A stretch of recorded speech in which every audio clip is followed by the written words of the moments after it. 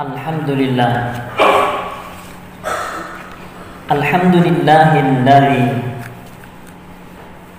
arsala rasulahu bil huda wa dinil haqq liyudhhirahu 'alad dini kulli wa kafaa billahi shahida. Asyhadu an la ilaha illallah wahdahu la syarika lah. Iyyahu na'budu wa iyyahu nasta'in. Wa asyhadu anna sayyidana Muhammadan 'abduhu wa rasuluhu al-mab'utsu rahmatan lil 'alamin. Allahumma shalli wa sallim ala sayyidina wa habibina Muhammad bin Abdillahil mursalin wa ala alihi wa ashabihi wa qarabatihi wa azwajihi wa dhurriyyatihi wa ummatihi ajma'in. Faya ayyuhan nas, usikum wa iyaya bitaqwallah.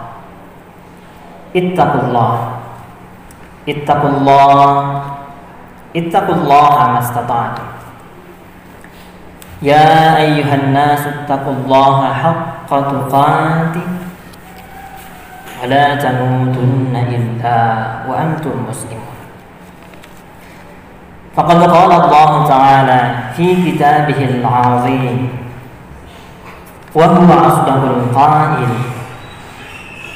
A'udzu billahi as-sami'il 'alim minasy syaithanir rajim.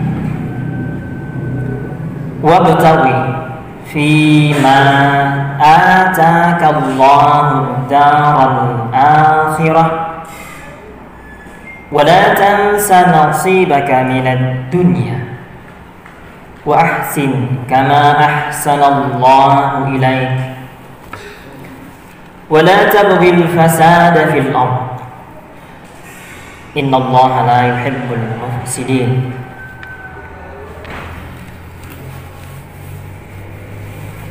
Shadaqallahul aliyyul azim. Hadirin sidang jamaah Jumat yang dimuliakan oleh Allah Subhanahu wa taala. Mari kita sempurnakan rasa syukur kita kehadirat Allah Subhanahu wa taala. Mulai kita menutup mata semalam hingga saat ini, hingga sebentar malam, ketika kita akan menutup mata kembali dalam tidur kita, Allah tak putus-putusnya selalu mencurahkan kepada kita hamba-hambanya nikmat yang tidak bisa dihitung-hitung, begitu banyak jumlahnya. Kita bersyukur, alhamdulillah, kita masih sempat menginjakkan kaki kita di tempat yang mulia ini. Kita ingat saudara-saudara kita yang masih terbaring, terkapar di rumah sakit.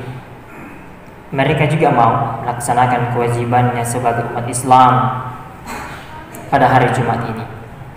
Tetapi Allah masih belum berkenan memberikan mereka kesehatan. Kita bersyukur kepada Allah Subhanahu wa taala dengan sesempurna-sempurnanya syukur. Salawat dan taslim mari kita kirimkan kehadiran junjungan Nabiullah Muhammad sallallahu alaihi wasallam. Nabi yang telah menorehkan sejarah dalam kehidupan umat manusia.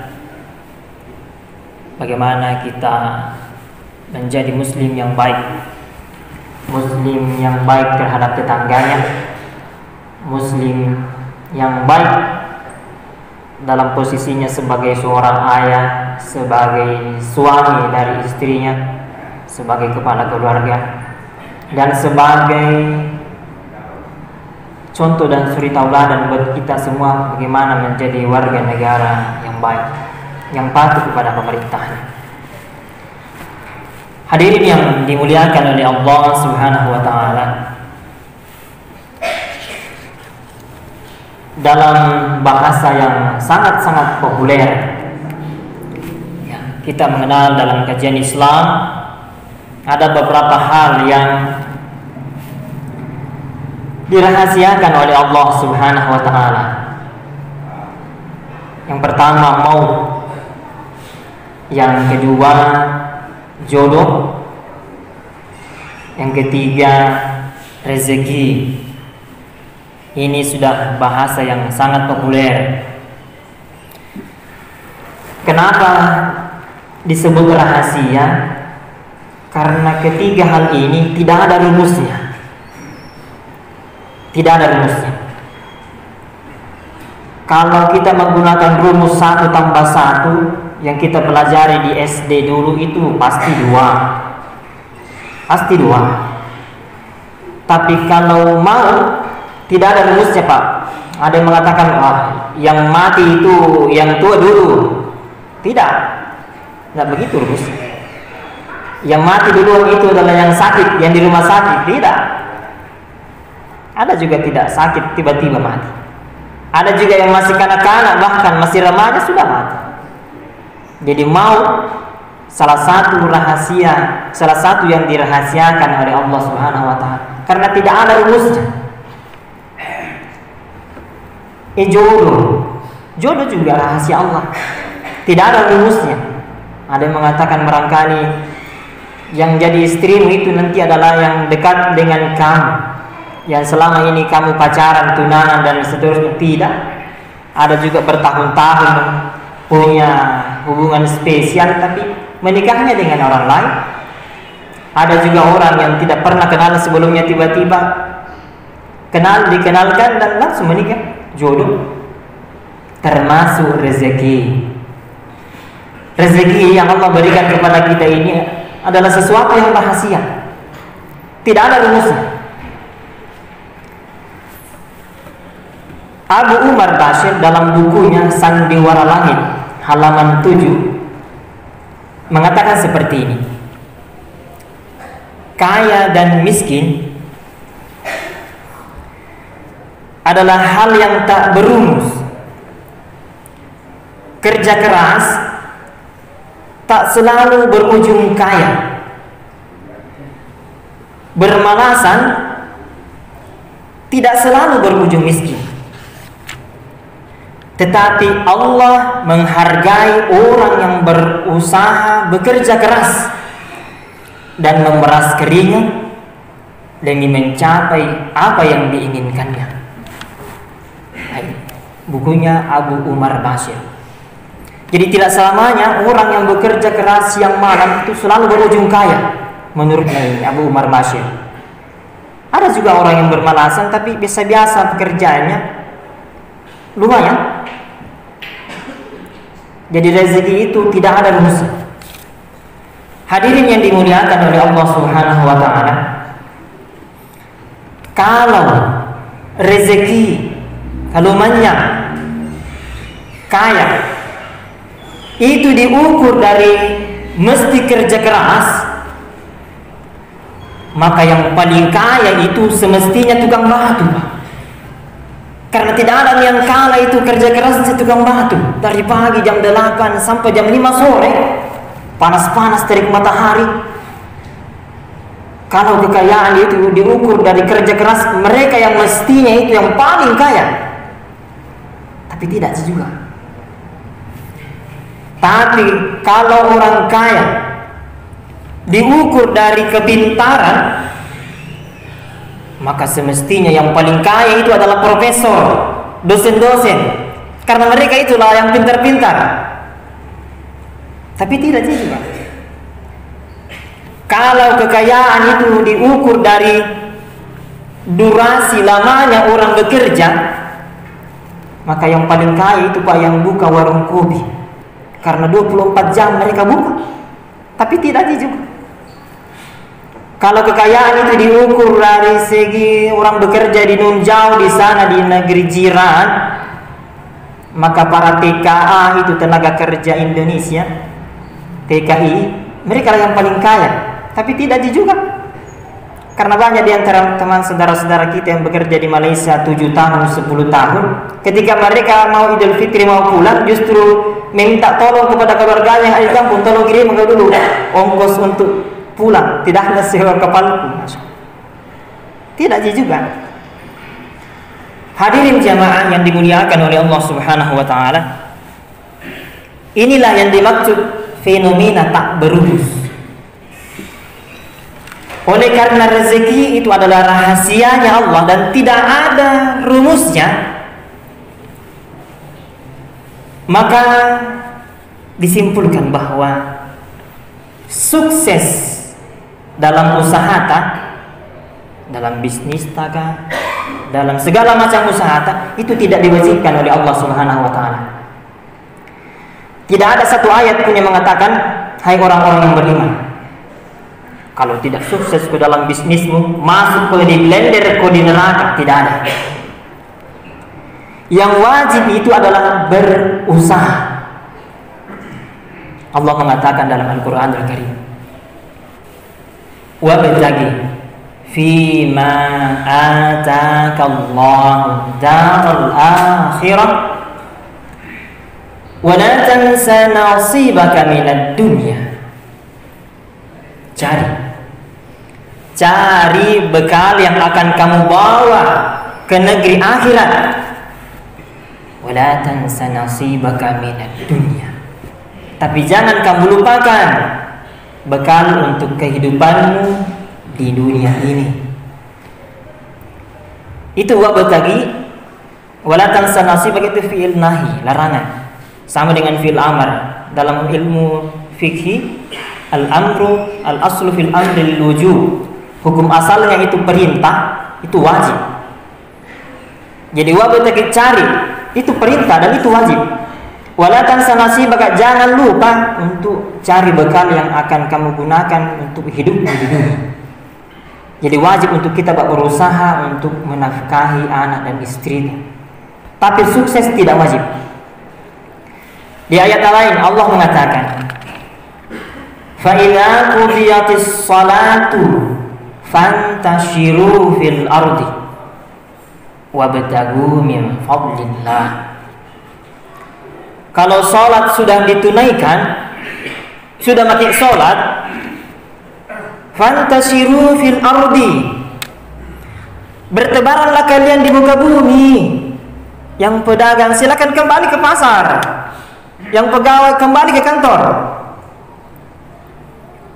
Apalagi yang bisnismen kembali ke tempat bisnis tak. Fantashiru fil ardi wabtaghu min fadlillah. Cari karunia rezeki yang Allah sudah siapkan. Kita diminta untuk mencari, tapi sukses tidak wajib. Hadirin yang dimuliakan oleh Allah Subhanahu wa taala, salah satu wanita yang mulia dalam Islam, sebagaimana hadisnya Rasulullah SAW, khairu nisaiha Maryam binatu Imran wa khairu nisaiha Khadijah. Ada dua wanita yang mulia dalam hadisnya Rasulullah SAW, yaitu Maryam dan Khadijah. Kita angkat Khadijah, kita angkat dulu Maryam. Itu Maryam radhiyallahu anha ketika hamil berat, menghamilkan anaknya Aisyah alaihissalam, dalam keadaan tiada battala, istilahnya jadi foto hamil berat, diperintahkan oleh Allah untuk pergi, tinggalkan rumah. Ditinggalkan rumahnya, pergi di tempat yang menjauh di sana, di sebuah kebun. Dia dalam keadaan capek berjalan, capek, hamil berat, lapar dan haus. Dia pun berdoa kepada Allah untuk diberikan petunjuk bagaimana solusinya ini, lapar ini. Apa perintahnya Allah? Surah Maryam ayat 25. Wa huzzi ilaiki bi jiz'in nakhlati tusaqitu 'alaiki rutuban janiyya. Ini ayat, Pak, terus terang kalau cara berpikir yang dangkal, tidak logis ini ayat. Tidak logis. Maryam dalam keadaan haus dan lapar, sebentar bersandar di pohon kurma, mengadu kepada Allah, ya Allah, aku lapar. Apa perintahnya Allah? Maryam, goyangkan itu pohon kurma. Pohon kurma itu akan menjatuhkan buahnya. Wa kuli washrabi, makan dan minumlah. Bayangkan Pak, pernah lagi lihat pohon kurma? Kalau pohon kelapa Pak banyak di sini, apalagi di bagian bukit. Pohon kurma itu Pak, menurut saudara-saudara kita yang pernah menunaikan ibadah haji, paling tidak kita bisa lihat di Google. Seperti ini besarnya Pak, lebih besar daripada pohon kelapa itu pohon kurma. Lebih besar dari pohon kelapa. Allah perintahkan Maryam, wahuzzi. Orang jadi pemimpin mengatakan gesungi, goyangkan, goncangkan itu pohon kurma. Masa iya sih? Seorang wanita, apa sih kekuatannya seorang wanita? Beda dengan kekuatan kita yang laki-laki Pak. Apalagi umur 40-an, kuat-kuatnya kita kerja. Seorang wanita, kedua, sedang hamil berat. Yang ketiga, sedang lapar dan haus, sedang dahaga ini. Yang keempat, ibunya seorang calon nabi. Diperintahkan oleh Allah, wahuzzi, goncangkan itu pohon kurma. Wah, begini besarnya Pak, mau digoncangkan? Luar biasa ya.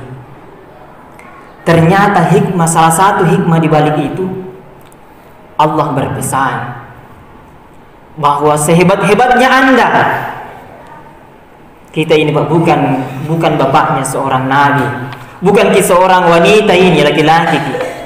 Kita tidak sedang lapar dan dahaga, tidak. Itu saja perempuan tadi, Maryam radhiyallahu anha, wanita suci, tapi masih diperintahkan untuk berusaha goncangkan itu pohon kurma. Allah bisa saja gampang buat Allah kecil untuk langsung menjatuhkan buah-buah kurma kecil. Tapi apa hikmahnya? Goyangkan dulu, berusaha dulu. Berusaha kita. Cari rezekinya Allah yang halal. Hadirin yang dimuliakan oleh Allah Subhanahu wa taala, menurut Ali bin Abi Thalib radhiyallahu anhu, rezeki itu ada dua. Yang pertama, ar-rizqu naw'ani, ar-rizqu yatlubuka. Ada rezeki yang memang mencari yang punyanya, pemiliknya. Fa ammal ladzi yatlubuka fa sawfa yatika walau ala dhafika. Rizki yang selalu mencari yang punya ini, rizki yang jenis ini diciptakan oleh Allah memang untuk mencari yang punya, kemanapun itu yang punyanya pergi. Ada kisah memang beberapa yang saya tahu, tapi kalau saya ceritakan di sini kisah nyata terlalu panjang Pak. Memang tidak ada dayanya itu, bahkan terbakar rumahnya apa dan seterusnya, terbakar ijazahnya apa dan seterusnya. Pada akhirnya dia yang ditawari jadi polisi. Itu rezekinya sampai sekarang itu. Terlalu panjang ceritanya tuh. Jadi rezeki yang pertama, rezeki yang tunggukan, dia yang mencarimu. Tapi jangan ditunggu-tunggu ini Pak, jangan ditunggu-tunggu ini.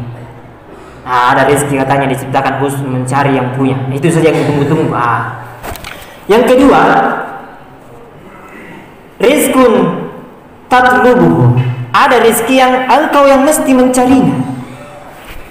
Fa ammal ladzi atlubuhu falayyatika illa bi sa'ika wa huwa aidan min rizqika wa huwa adlullah. Rezeki ini tidak akan kamu dapatkan kecuali kamu berusaha. Kamu berusaha, bangun pagi-pagi Pak, ambil bentor tak, cari di pelanggan.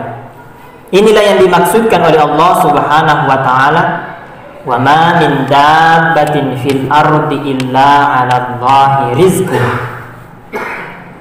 Tidak satu pun binatang melata, itu dabbah menurut kamus, Dabbah itu artinya bergerak.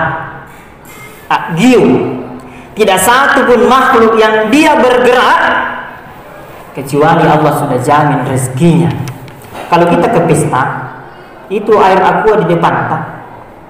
Tidak akan bisa membasahi kerongkongan tak kalau tidak bergerak itu tangan tak, Pak? Tidak bisa. Pasti ada yang bergerak dulu. Nah, dabbah itu artinya kata dasarnya itu bergerak, mesti bergerak dulu. Hadirin yang dimuliakan oleh Allah Subhanahu wa taala. Akan tetapi dalam usaha kita untuk mencari rezekinya Allah Subhanahu wa taala, jangan dijadikan Allah sebagai ban serep, Pak. Karena ada juga di antara kita itu menjadikan Allah sebagai ban serep. Nanti dibutuhkan Allah baru nak ingat-ingat, ya Allah, kenapa seret begini? Tidak. Memang rezeki itu ada di mana-mana. Ada di ujung, di atas gunung di sana, Pak, rezeki itu. Seperti udara. Udara itu ada di mana-mana. Ada rezeki itu di dasar lautan di sana. Ada. Di mana saja. Tetapi jangan lupakan Allah Subhanahu wa taala. Silahkan tulis semua keinginan tak. Hari ini saya berlayar. Kedua yang kita tulis itu adalah yang saya dapatkan itu sekian kilo ikan. Yang ketiga, saya akan menjualnya dan targetku itu dapat sekian ratus ribu. Malam Rabu yang akan datang, saya akan memanggil saudara-saudaraku untuk berzikir dan berdoa di rumah. 2 bulan ke depan saya akan menabung. 3 bulan ke depan saya insya Allah menyetor tabungan ke bank. 2 tahun ke depan insya Allah saya akan menunaikan ibadah haji. Tulis semua yang kita inginkan. Tapi itu penghapusnya pensil yang kita gunakan tadi menulis, serahkan kepada Allah. Biarlah Allah yang menghapus. Kalau Allah yang mau ada sesuatu yang ingin menghapus Allah, supaya insya Allah bisa naganti yang jauh lebih baik. Hadirin yang dimuliakan oleh Allah Subhanahu wa taala, sebagai penutup, semoga kita semua Allah mudahkan rezeki halalkan, Allah berikan kesehatan kepada keluarga kita. Barakallahu li wa lakum fil Qur'anil azim wa nafa'ani wa iyyakum bima fihi minal ayati wadh dzikril hakim wa taqabbala minni wa minkum tilawatan innahu huwas samiul basir.